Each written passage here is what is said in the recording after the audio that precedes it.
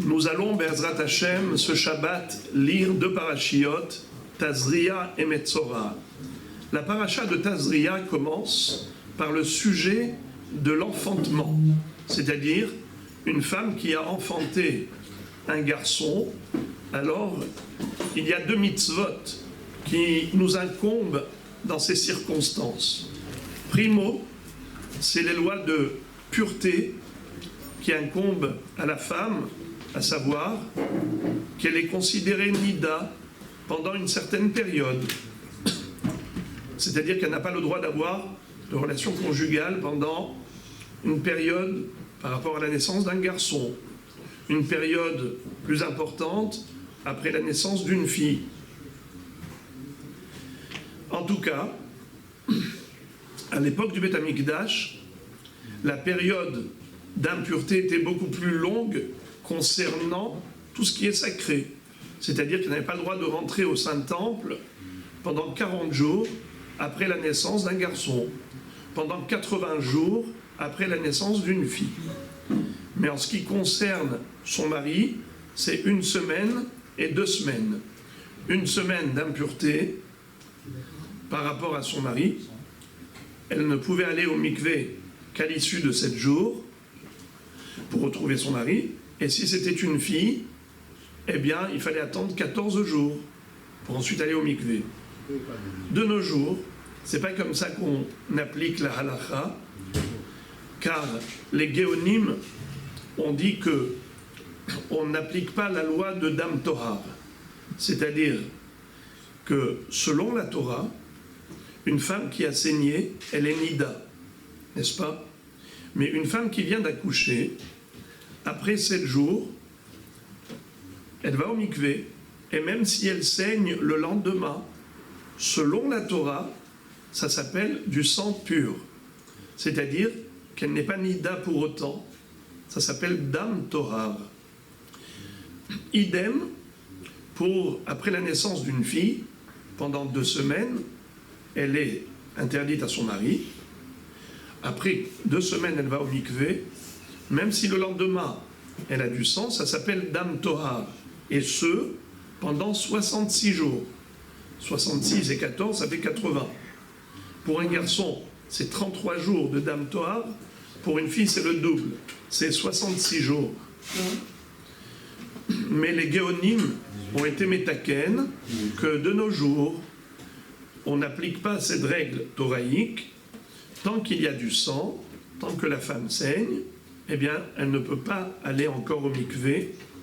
Et donc, il faut qu'elle attende l'interruption totale du saignement pour pouvoir se purifier comme après l'écoulement d'une nida.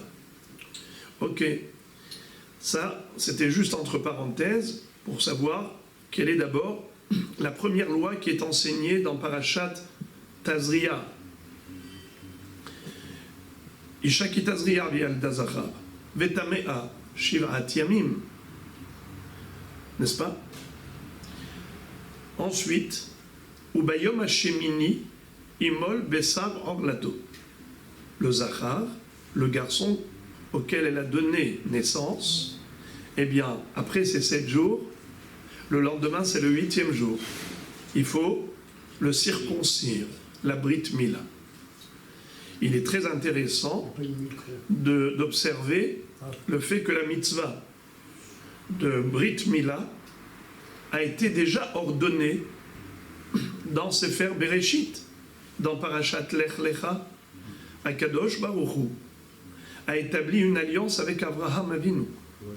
Et il lui a dit, toute ta descendance devra faire cette mitzvah de Brit Mila. C'est comme ça d'ailleurs que le Mohel, après avoir fait la bracha de Alam Mila, il invite le père, le papa, à réciter une deuxième bénédiction, laquelle Shechianu. Pour les Ashkenazim, ils ne font pas Shechianu à cause des pleurs du bébé, mais chez les Sfaradim, oui. Mais laquelle bracha tout le monde récite? Baruch ata Hashem Elokeinu melech haolam, asher kideshanu bemitzvotav et tzivanu lehachniso bibrito shel Avraham Avinu. Dieu nous a ordonné d'introduire nos enfants dans l'alliance d'Abraham. C'est une alliance établie avec Dieu. Mais vous avez aussi constaté que la bracha de ce que j'appellerais le kiddush, en fait c'est pas un kiddush parce qu'on n'est pas à Shabbat Kodesh, mais c'est une bracha qu'on doit réciter après la Brit Mila. Quand la personne qui prend le verre de vin dans sa main, il conclut la bénédiction de Asher Kidesh Yedid mi Beten Vechok bish Erosam Vetzeetzaav Hatam Beot Berit Kodesh Al Ken Bisrazo El Hay Helkenu Tsurenu Tsave Lehatzil Yedidut She'erenu Mishahat Zera She'erenu Mishahat Lema'an Berito Asher Hatam Bivsarenu Baruch Ata Hashem Koret HaBerit. Koret HaBerit. On remercie Akadosh Baruch Hu d'avoir tranché une alliance avec Abraham Avinu, celle dans laquelle nous sommes tous concernés. C'est-à-dire on a le privilège de rentrer sous le signe de cette alliance, par le biais de la Brit Mila. Mais ce langage, ces deux mots, Koret HaBerit, ça a l'air paradoxal et antinomique. Berit, c'est une alliance pour rapprocher deux êtres. Koret, c'est trancher. Comment on appelle un guet dans la Torah? Quand un homme veut répudier son épouse, il veut se séparer d'elle. Comment la Torah a intitulé le guet? Elle n'a pas dit guet. Elle dit Sefer Keritut. Ki ikach ish isha uv'ala vehaya im lo timtza chen be'enav vekatav la Sefer Keritut venatan beyada veshileha yatsa mi beto vehaita le ish acher, et ainsi de suite. C'est-à-dire que le guet s'appelle dans la Torah le livre de la rupture. Donc, Koret, c'est faire Keritut, c'est une rupture. Alors, le terme Koret à Berit, c'est deux mots.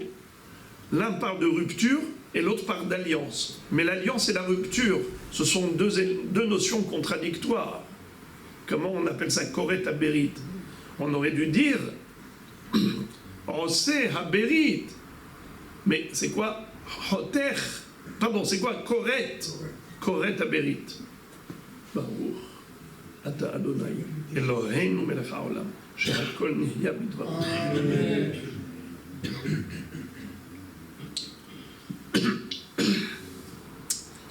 Il y a une première explication, c'est que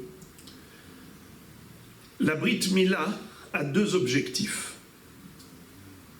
Un, pour nous éloigner du négatif, et l'autre, pour nous introduire dans le positif. C'est-à-dire, par la circoncision, tout juif se distingue de l'ensemble de l'humanité. Le peuple juif est le peuple élu.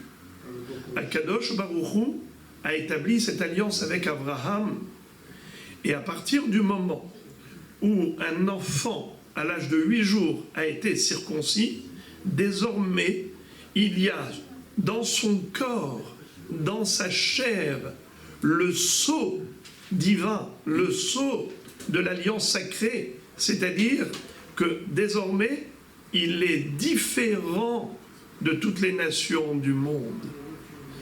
Par la Mila, on se distingue de toutes les nations. Alors, en fait, Koret, la Krita, la rupture, elle se fait avec l'environnement social, mondial. Il y a le monde et il y a Israël. Ata behartanu mikol ha'amim, asher baharbanu mikol ha'amim. Voilà comment se traduit l'élection d'Israël.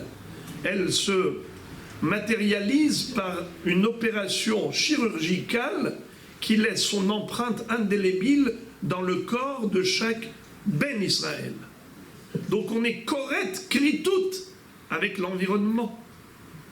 universel pour se distinguer. Comment? Je disais les musulmans. Oui, mais ça c'est une mila sans priya. C'est une mila qui est vide de sens. Car la Gemara dit mal velo para ke ilu lo mal. Il y a deux peaux. Il y a la peau, la grosse, qui s'appelle orla, et il y a la plus petite, plus fine, qui est collée à la hatara, qui s'appelle or priya. Nous on fait les deux. Bon, en tout cas, il y a ce qu'on appelle gilou hatara.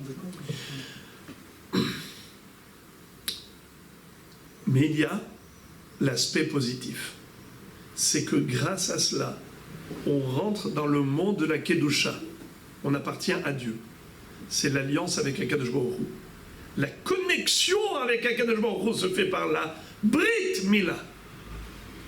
Donc, le Bérit, l'alliance avec Dieu, une alliance indéfectible et indélébile pour l'éternité, ça se fait par la Mila. Donc il y a d'une part le Hotam, Hot Berit Kodesh, le Hot, le signe distinctif du juif, mais en même temps c'est un tremplin pour gravir les échelons d'une échelle spirituelle qui va l'amener jusqu'à Kadosh Baruch Hu. Bon, Rabbi Rabotai, écoutez ce passouk de Parashat Nitzavim. Vous connaissez le כי המצווה הזאת אשר אנוכי מצווך היום לא נפלאת היא ממך ולא רחוקה היא לא בשמיים היא לאמור מי יעלה לנו השמיימה ויקחיה לנו וישמיענו אותה ונעשנה ולא מעבר לים היא לאמור מי יעבור לנו אל עבר הים ויקחיה לנו וישמיענו אותה ונעשנה כי קרוב אליך דבר מאוד בפיך ובלבבך לעשותו. Écoutez ce que dit le Baal HaTurim sur cette phrase. Mi ya'ale lanu hashamaima. Quelles sont les initiales de ces quatre mots? Mi Ya'ale lanu hashamaima. Qui va monter pour nous au ciel? Bravo. L'acrostiche, les initiales de ces quatre mots, c'est Mila. Mi Ya'ale lanu hashamaima. Ce qui veut dire que la Mila, c'est l'échelle pour aller jusqu'au ciel, pour aller jusqu'à Dieu. Mi Ya'ale lanu hashamaima. Pour ça que dans Birkat Amazon, qu'est-ce qu'on dit? Nodelecha. על בריתך שחתמת בבשרנו ועל תורתך שלימדתנו. ברית ותורה, חיים ומזון. ברית ותורה. C'est grâce au Bérit qu'on peut rentrer dans le monde de la Torah. D'ailleurs, le mot Bérit, en valeur numérique, c'est combien? 612. Il y a combien de mitzvot? 613. La base de toutes les mitzvot, c'est Bérit Mila. C'est la base des 612. Car sans la Brit Mila, tu n'as pas accès au monde divin, au monde de la Torah et mitzvot. Comment se fait l'alliance de la femme, puisqu'on parle que de l'homme? Très bonne question. Excellente question. Les femmes qui, elles, n'ont pas l'occasion de faire cette mitzvah de Brit Mila, alors comment est-ce qu'elles rentrent dans l'alliance avec Akadosh Baruch Hu? It's very good. Bien, c'est très joli. Parce qu'il a dit que grâce à elle, on a des garçons qui vont faire la Brit Mila. Sympa, magnifique, Rabbi Abraham, kol hakavod. Mais également, il faut savoir que c'est elle qui permet également, dans le même ordre d'idées, c'est elle qui encourage son mari à étudier la Torah, qui élève ses enfants dans le Derech HaTorah. Donc, elle les conduise dans cette alliance avec Akadosh Baruch Hu. Et aussi, il y a quelque chose d'extraordinaire, c'est que la femme, elle n'a pas besoin d'une action spéciale, d'une opération spéciale pour pouvoir rentrer dans le monde d'Akadosh Baruch Hu. Elle a été créée comme telle. Quel bracha nous on récite? Baruch shelo asani isha. Mais les femmes, qu'est-ce qu'elles disent? Baruch she asani kirutsono. Dieu m'a fait comme sa volonté. Vous savez qu'est-ce que disent Mefarshim?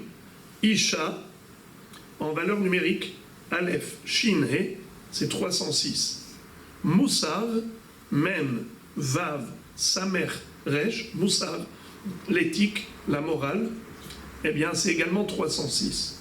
La femme, elle incarne les valeurs morales de manière innée. Elle n'a pas besoin d'étudier la Torah pour pouvoir y parvenir à ce niveau. L'homme, il a besoin de ça. Barati lecha yetzerara, natati lecha Torah tavlin. j'ai créé en toi le Yetzer Hara, mais je t'ai donné l'antidote, la Torah, pour pouvoir faire face aux forces, aux pulsions négatives. La femme, elle est née avec ça. Maintenant, c'est vrai que voilà que Hava, elle a fait juste le contraire. Elle a incité Adam à manger du fruit interdit. Ça, c'était la première femme de l'histoire du monde. Eh bien, justement, toutes les femmes après, elles font le tikkun de Hava. Et c'est pour cela d'ailleurs qu'elle a 3 mitzvot. Hala, Nida, Hadla Kataner. Hana. Et pourquoi Hana, Hala, Nida, Hadla Kataner? Elle a éteint la lumière qui était la Neshama de Adam Arishon, qui s'appelle lumière divine. C'est quoi la réparation? D'allumer la lumière de Nerot Shabbat. Elle a causé les fusions du sang de Adam Arishon en l'incitant à manger du fruit interdit. Eh bien, la mitzvah de Nida est relative à l'écoulement du sang de la Nida. Elle a également causé la mort de celui qui a été appelé Halato Shel Olam, car quand Dieu a façonné le corps humain, il a prélevé la hala du monde, c'est-à-dire le monde, c'est la terre, et Akadosh Baruch Hu, il a fait Afrashat Hala, il a prélevé une partie pour façonner le corps de Adam. D'ailleurs, pour ça qu'il s'appelle Adam, parce qu'il vient de Adama. Eh bien, elle a causé la mort de la hala du monde, elle doit prélever la hala de la pâte avant de la cuire. C'est-à-dire que le tikkun des femmes, c'est de réparer la faute de Hava, la première femme du monde. Mais Akadosh Baruch Hu lui a donné cet outil. C'est que d'emblée, elle arrive avec une intuition positive. Si la femme n'est pas dévoyée, n'est pas dénaturée, eh bien, dans sa nature propre, elle a une émouna en Akadosh Baruch Hu qui est extraordinaire, qui est éclatante. Vous savez, pendant des... de la famille, hein. Une femme, une mère, c'est la GPS de la famille. Exactement. Regardez nos matriarches. Avant que l'université ouvre ses portes aux femmes, avant que la femme soit moderne, qu'elle aille à la faculté, eh bien, nos matriarches, elles étaient très simples. Elles vivaient à la maison, sous les ailes de protection de leur maman. Elles apprenaient à faire la Torah et les mitzvot, mais la émouna qu'elles avaient, quand elles posaient la main sur la mezouza et qu'elles priaient, elles épanchaient tout leur cœur. Quand elles prient devant les Nerot Shabbat, mais c'est une lumière de Kedusha qui se dégage dans le foyer. Ça, c'est quelque chose de naturel. Elle n'a pas besoin d'aller au Beth Midrash pour apprendre la Torah des heures, pour atteindre ce niveau. C'est dans son ADN, comme vous le dites si joliment. Eh bien, Moray Verabotai, je reviens maintenant à la deuxième explication. Koret Haberit, ce qui paraissait contradictoire, auto-contradictoire, puisque Koret, c'est tranché, et Berit, c'est rapproché. La réponse, encore, qu'on peut rajouter, c'est que quand on veut se rapprocher de quelqu'un, eh bien, il faut être capable de donner une partie de soi. Deux êtres ne peuvent pas vraiment se rapprocher sans couper une partie de leur égoïsme. Dans un couple, il y a un mariage, il y a une alliance. Mais cette alliance-là, si on veut vraiment qu'elle tienne, eh bien, il faut que chacun renonce à une partie de ses ambitions. C'est-à-dire qu'on arrive tous avec un rêve que l'on caresse durant sa jeunesse. Mais quand on arrive au mariage, dans la vie du concret, tu vois qu'il y a beaucoup de sacrifices à faire. Eh bien, soit on est capable, soit on ne veut pas le faire. Là, on n'est pas capable d'amour. Quelqu'un qui est capable d'amour, il faut qu'il soit capable de renoncer à quelque chose. Il y a énormément de travail sur soi à réaliser pour pouvoir vraiment se coller à l'autre. Parce qu'il y a le désir de l'autre, la volonté de l'autre, le kavod de l'autre. Alors il faut s'effacer un petit peu pour faire la place à l'autre. ce n'est pas possible qu'il y ait une adhésion totale et parfaite entre deux êtres s'ils restent comme deux entités. Si chacun s'autosuffit à lui-même et il n'est pas prêt à renoncer à quelque chose de ses souhaits, eh bien, il restera toujours séparé. Deux colocataires dans une maison qui ont une clé commune. Eh bien, ce n'est pas ça un mariage. Une alliance dans un mariage, c'est Koret à Bérit. Exactement comme la Brit Mila. La Brit Mila, on a dit que c'est le tremplin pour toute la Torah et les mitzvot. Parce que si tu veux accomplir Torah et mitzvot, il y a quelques sacrifices à faire. Et ça commence par la Brit Mila, où le bébé donne une partie de soi pour Akadosh Baruch Hu. Comme on veut qu'il adhère à Dieu, eh bien ça passe par renoncer à une partie de soi. Koret à Bérit. Si tu veux qu'il y ait Bérit, il faut qu'il y ait préalablement un Koret. Et d'ailleurs, c'est comme ça qu'on termine, et ce sera le mot de la fin. Qu'est-ce qu'on dit après la Brit Mila? Keshem shenichnas la Bérit, Keshem shenichnasto la Bérit, ken tachniseu la Torah, la Torah et la mitzvot, les chupal ma'asim tovim. C'est-à-dire, même de la même façon qu'il a fait la Brit Mila, ainsi pour la Torah, ainsi pour la Choupa, ainsi pour les Marasim Tovim. Tu veux qu'il y ait une belle Choupa, un vrai mariage durable et pas du jetable, eh bien, il faut que ce soit vraiment comme pour la Brit Mila, capable de sacrifice. Également, Marasim Tovim. C'est quoi Marasim Tovim? On a déjà dit Torah, Mitzvot, Choupa et Marasim Tovim. C'est quoi Marasim Tovim? C'est le Chesed, des bonnes actions, de bienfaisance, de bienveillance. Ça fait appel à de la générosité, à donner une partie de soi, de son argent, de son temps, de son énergie, de sa réflexion. Donner une partie de soi à l'autre, c'est cela le vrai chesed. Eh bien, le bébé a été initié depuis la Brit Mila, il est déjà désormais mis sur les rails pour pouvoir toute sa vie aller dans ce sens d'avoir cette faculté de l'altruisme, contrairement à l'égocentrisme qui est une nature humaine qui arrive à la naissance, mais qu'on doit travailler pour pouvoir, Be'ezrat Hashem, métamorphoser son être afin de le bonifier et de s'améliorer tous les jours.